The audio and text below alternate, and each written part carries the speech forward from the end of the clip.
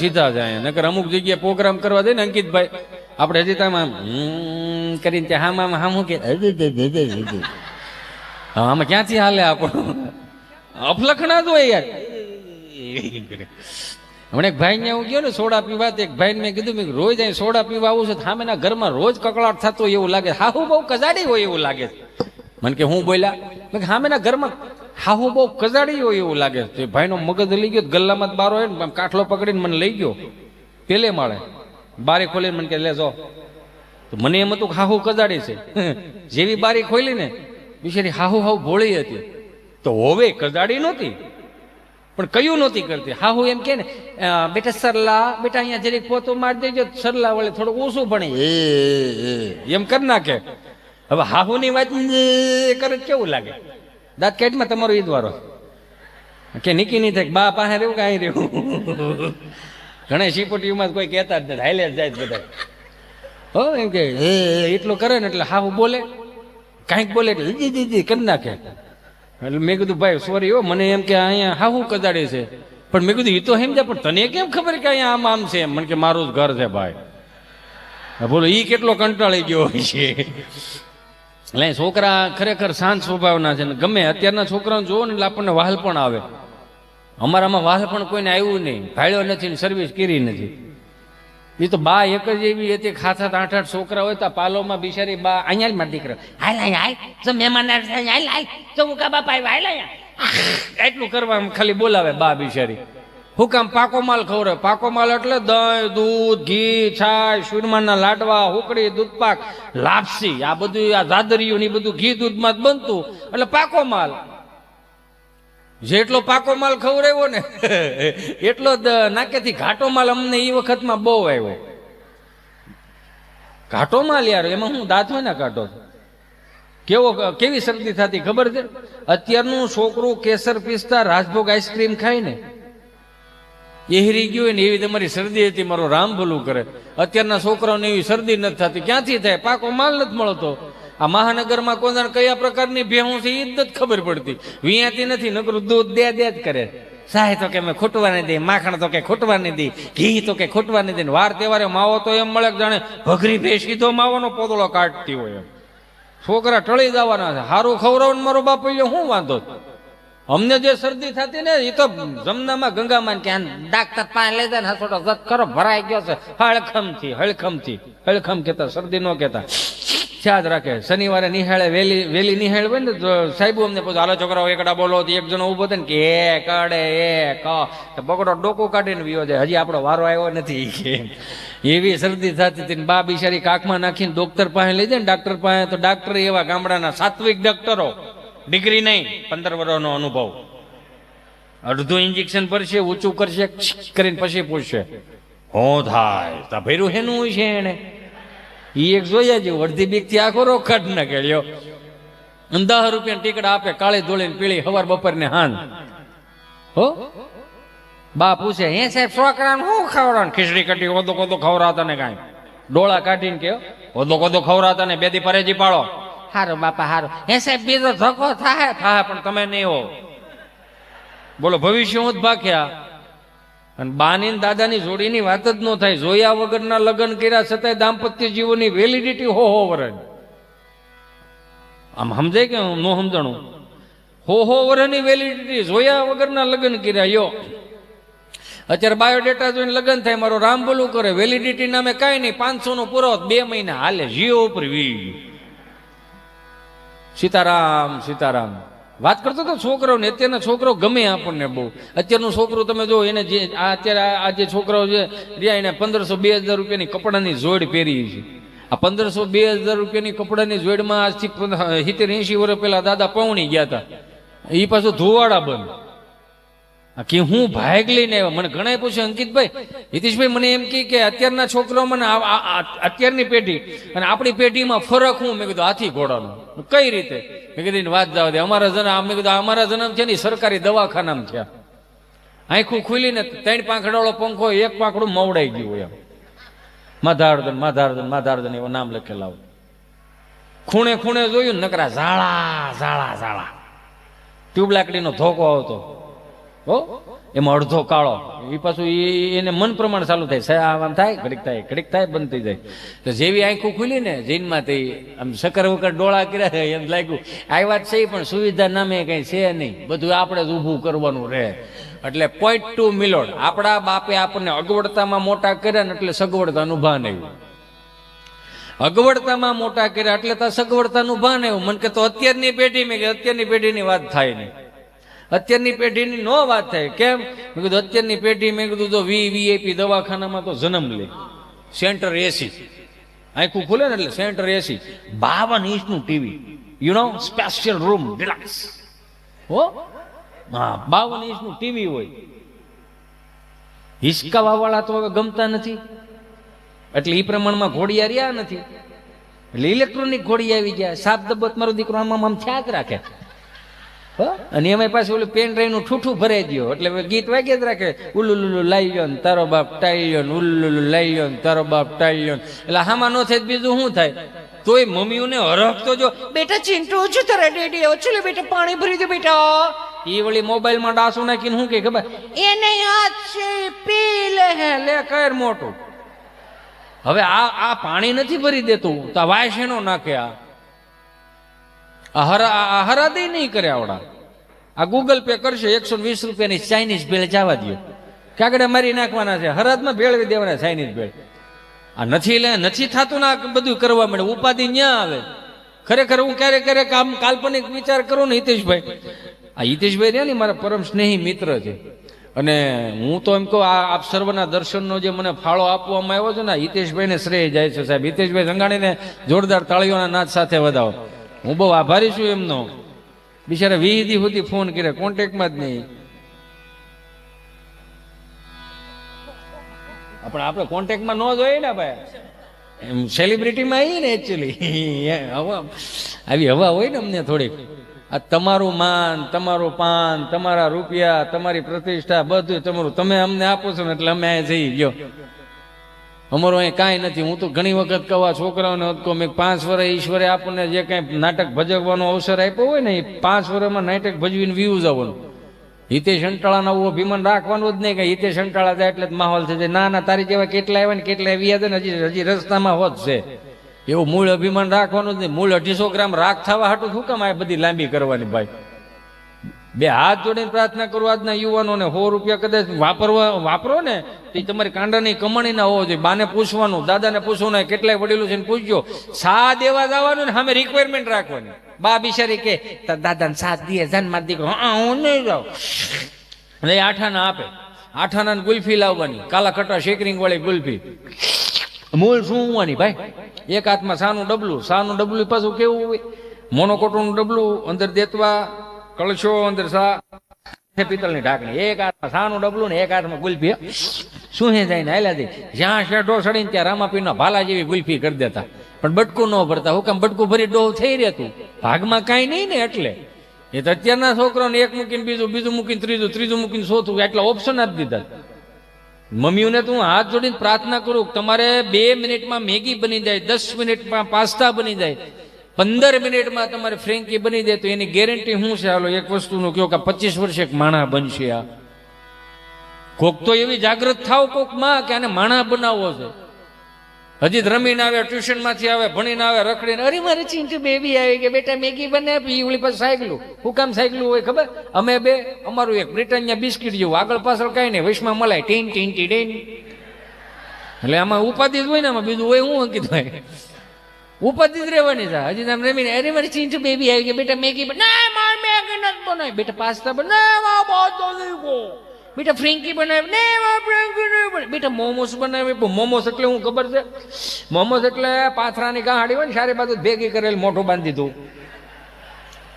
આમ પાથરાની ગાંહડી હોય, ગાંહડી જેવું, એટલે મિની ગાંહડી, આવડી ગાંહડી હોય. પણ અડો ને તો એમ લાગે ઓહો આ શું હોય છે, મરી ગયેલ ઉંદરડા જેવું લાગે, પોસું લાગે. હળું આ ખાવું કેમ આપણે? આ હો એમ મોમોસ છે ને, એટલે એટલા ઓપ્શન આપે છોકરાઓને.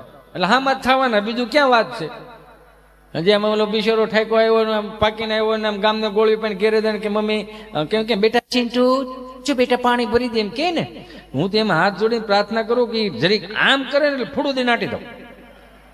શું કામ આટી દેવાનું કહું છું? કેમ કે આ બેઠેલા બધાને વડીલોને ખબર છે કે આપણા બાપુજી આપણે પ્રેક્ટિકલી શીખવાડ્યું. આખી ઓસરી મહેમાનની ભરી હોય અને શનિવારે 11 વાગે નિહાળ છૂટે દફતરનો ઘા કરીને તો દાદાનો આમ ડોળો ભરે આમ એટલે ખબર પડી જાય પાણીના કળશા ભરી દેવાની કે પાણીના કળશા ભરી જવાના પાણી હારેથી એ પાણીના કળશા ભરી દો ને એટલે દાદો તો ઓળખાણ કરાવે. આ મારા મોટા દીકરાનો વસ્તેરો દીકરો, ઓલો તો ફળિયામાં બેઠો ને એ નાના દીકરાનો મોટો દીકરો, ઓલા તો ઉથરેટી ઉપર રમે છે ને એ વસ્તેરા દીકરાને એવી રીતે ઓળખાણ કરે. 7-8 છોકરાને ઓળખાણ કરાવી નાખે. એટલે સમજી લ્યો ત્યાં બાયોડેટાની સિસ્ટમ નહોતી. જે સા પાણી પીવા આવ્યો ને જે મહેમાન આવ્યો ને એને ખબર છે કે આ ફળિયામાં એટલો કપા વેચવાનો છે. બાયોડેટા સિસ્ટમ ક્યાંથી આવી? આ બધું હવે આ થયું એટલે મહેમાનને જ ખબર પડશે કે આટલા ડેલીમાં એટલા માણસ છે અને માર્કેટમાં મૂકવાના. પાણીના કળશા ભરી દેવાના, સા દેવાની કેટલી તો હતી નહીં, કળશામાં સા દેવાની. એક સીપીઓ આવતો, કળશાનો સીપીઓ આમ કરીને મૂકી દેવાનો, સમજો ને. ઊંડિયું રકાબી દેવાની, 8-8, 9-9 હબડકાની સા. તમે વિચાર તો કરો. આમ ધાર કરો ને તે વલ્લભ દાદા કે બસ હો ભાઈ, ઉકા દાદા કે દે કેટલા દી છે આવ્યા કે બસ રકાબી ભરાઈ ગઈ. પછી એ આપણે એ બે મતતા આપણે કેવું પડે ભાઈ હરખું કે ને ઊભી વરાળ ડો અમને લાગે. એ કળશાની વરાળ લાગ્યા મૂંઝો કરો ને. જેને કળશાની વરાળ લાગી ગઈ ને એને સમાજની વરાળ ન અડી શકી. શું કામ? આપણા બાપની ફિલોસોફી હતી એટલે ન અડી શકી. રકાબી મૂકી દેવાની, મુખવાસ દેવાનો, મહેમાન રોકાવાનો. એક વળી પાછું એક પાણીનો કળશો ભરીને જાય, એક વળી પાછું આમ રૂમાલ લઈને હાથમાં ધાર કરવાની, હાથ ધોઈ નાખીને જમવા બેવાના, પાથરણા પાથરવાના, બધાને જમી દેવાનું. 4 વાગે પાછા હોઈ જવાનું. વળી પાછી બપોરની જે ઓલી જે વરાળ હજી ગઈ ન હોય ને ત્યાં પછી 4 વાગે પાછી વરાળ નાખવાની. પછી મહેમાન એમ કહે ને હાલો હવે અમે જાય હો, શારની બસ આવી ગઈ છે. પછી જેણે આખો દી મહેમાનની સેવા કરીને બધા એક થાંભલી પકડીને ઉભા રહી. શું કામ? આગળ 2 રૂપિયા આપે, આગળ 5 રૂપિયા આપે. કેટલું ઓછાળાપણું કર્યું સીતો જવું. એટલે મારે શરૂઆતથી કેવું પડ્યું કે આને 500 રૂપિયા વાપરવા આપો ને, તે 500 રૂપિયા વાપરવાની એક સમજણ આપો કે આને ક્યાં વાપરવા. નકર કઈ ઓછું થોડું હતું. આજના મેં અંકિતભાઈ આપણે એક પ્રોગ્રામમાં વાત થઈ હતી કે આજના તહેવારો અને આપણા અત્યારના તહેવારો 15 વર્ષ જૂના તહેવારોમાં હાથી ઘોડાનો ફરક નથી પડ્યો. અરે ગમે ડેલીના ખાનામાં પગ મૂકો સુગંધ આવે યાર. ઘૂઘરા બનાવ્યા હોય, મોહનથાળ બનાવ્યો ને, ઝારાના ગાંઠિયા બનાવ્યો ને, શક્કરપારા બનાવ્યો ને, ભાણિયા ભાણિક્યું જે આઈટમ્યું ને 11મી કરવાની, દિવાળી આવે આખા ફળિયા ભેરા હોય. આમ કેટલું વાલું કેટલું લાગે. એ માયલું હવે કઈ ખરું? મૂળ સધરતા આવી ગઈ ને એની સામે આળા આવી ગઈ. હિતેશ અંટાળા કદાચ ગાડીને ગાભો મારવાના કોઈ 500 રૂપિયા આપી દે છે તો એની સગવડતાના થોડું આપે છે ને આળાના આપે છે કે તો 500 રૂપિયા દઈ દેવાના એટલે થઈ જાય બધું. સમજો છો ને હું કહેવા માંગુ? આપણો બાપ દાદો રહ્યો હજી તમને કહું 1987 કે 88 નું હજી રાજદૂત ને બુલેટ હાંસવે છે. અને મળ્યું આજની પેટીને હજી તો ઓલો એપલ વાળો બહાર પડે ત્યારે બીજો બદલી હોત જાય.